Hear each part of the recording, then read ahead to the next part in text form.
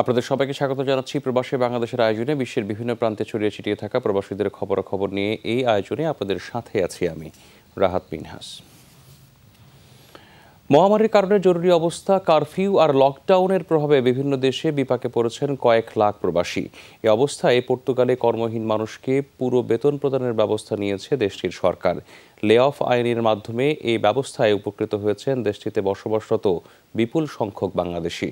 বিস্তারিত সহকর্মী জহুরুল ইসলাম মুনের পাঠানো প্রতিবেদনে।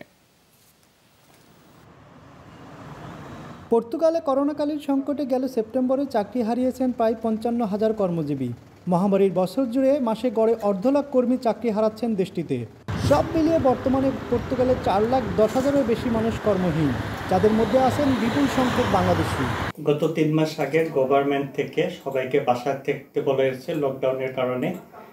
তখন আমিও বাসায় ছিলাম, বাট ওই সময় সরকার কর্তৃক আমাকে স্যালারির পুরোটাই প্রদান করা হয়েছে।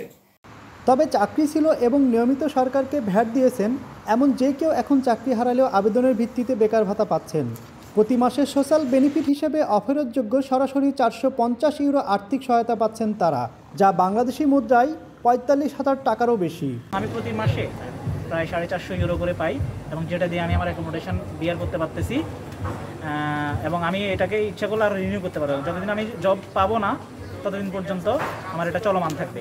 এদিকে আগামী বছর পর্তুগালে পেশাজীবীদের সর্বনিম্ন বেতন ৩০ ইউরো বাড়িয়ে ৬৬৫ ইউরো করা হচ্ছে। এতে পর্তুগালের নতুন শ্রমবাজার বেগবান হবে বলে আশাবাদী প্রবাসী বাংলাদেশিরা।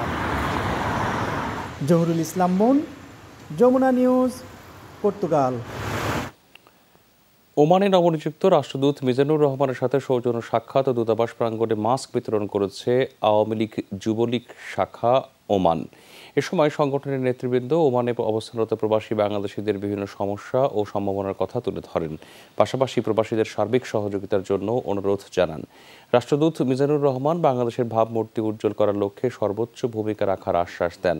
ওমান যুবলীগের আহ্বায়ক এম তৌহিদুল আলম তৌহিদের নেতৃত্বে প্রতিনিধি দল অন্যান্যের মাঝে উপস্থিত ছিলেন যুগ্ম আহ্বায়ক সাদেক হাসান সহ আরও অনেকেই।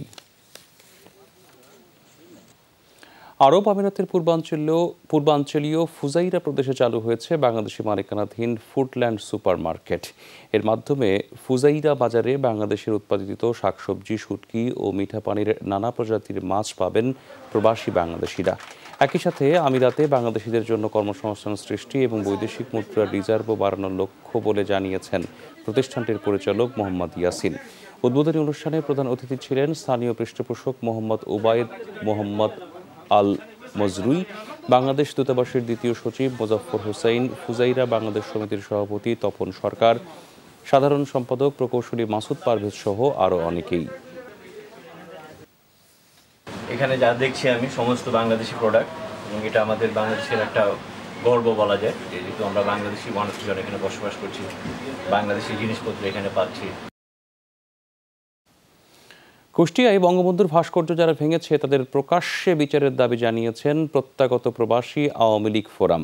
সকালে জাতীয় প্রেস ক্লাবের সামনে আয়োজিত এক মানববন্ধন থেকে এমন দাবি জানিয়েছেন সংগঠনটির নেতারা। এ সময় তারা বলেন, ৭১-এর মহান মুক্তিযুদ্ধের সময় যারা পাকিস্তানের সাথে হাত মিলিয়ে দেশে লুণ্ঠন, হত্যার, ধর্ষণের মতো জঘন্য অপরাধ করেছেন, তারাই আজ জাতির পিতার ভাস্কর্য নিয়ে ষড়যন্ত্র শুরু করেছে। অবিলম্বে এদের গ্রেফতার করে কঠোর শাস্তি দিতে সরকারের কাছে আহ্বান জানান নেতারা। আমরা তাদেরকে প্রতিহত করতে চাই, তাদেরকে প্রকাশ্যে বিচার আমরা চাই। দেশ এবং জাতির সামনে তারা বঙ্গবন্ধু দেশ জাতির পিতার গায়ে কেন হাত লাগালো।